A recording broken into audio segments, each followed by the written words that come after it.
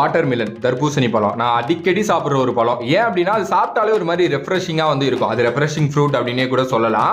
But ஏகப்பட்ட நல்ல விஷயங்கள் இதில் வந்து பார்த்தீங்கன்னா அதை தாண்டி இருக்குது அப்படின்னு தான் நான் சொல்லுவேன். ஃபர்ஸ்ட் வந்து ஹைட்ரேஷன். எனக்கு எப்போவுமே என் உடம்பு ஹைட்ரேஷனாக வச்சுக்க ரொம்ப ரொம்ப ரொம்ப பிடிக்கும். ரொம்ப ரொம்ப ரொம்ப முக்கியமும் கூட.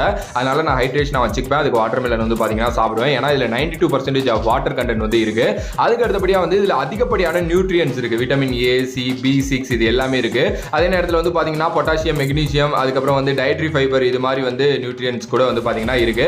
கேலரிஸ் ரொம்ப ரொம்ப கம்மி. ஸோ நீங்கள் எவ்வளோ சாப்பிட்டாலும் உங்களுக்கு வெயிட்லாம் போடாது. நம்மளோட ஹார்ட் ஹெல்த்தை இம்ப்ரூவ் பண்ணுறதுக்கு ரொம்ப ரொம்ப ரொம்ப உதவியாக இருக்கும். இதில் நிறைய ஆன்டி இன்ஃப்ளமேட்டரி ப்ராப்பர்ட்டிஸ் இருக்குது. அது வந்து பார்த்தீங்கன்னா உடம்புக்கு வந்து பார்த்தீங்கன்னா எந்த ஒரு இன்ஃப்ளமேஷனும் வராமல் வந்து தடுக்கும். அதே நேரத்தில் வந்து நீங்கள் மசில் சோர்னஸ் வந்து ரெடியூஸ் பண்ணணும் அப்படின்னு நினைக்கிறீங்கன்னா இதை வந்து பார்த்தீங்கன்னா சாப்பிடலாம். நம்மளோட டைஜஷனை ஹெல்ப் பண்ணுறதுக்கும் இம்ப்ரூவ் பண்ணுறதுக்கும் இது ரொம்ப ரொம்ப யூஸ்ஃபுல்லாக இருக்குது. கேன்சர் ரிஸ்க் வந்து பார்த்தீங்க அப்படின்னா இதில் வந்து ரெடியூஸ் பண்ணப்படுது அப்படிங்கிற மாதிரிலாம் சொல்கிறாங்க.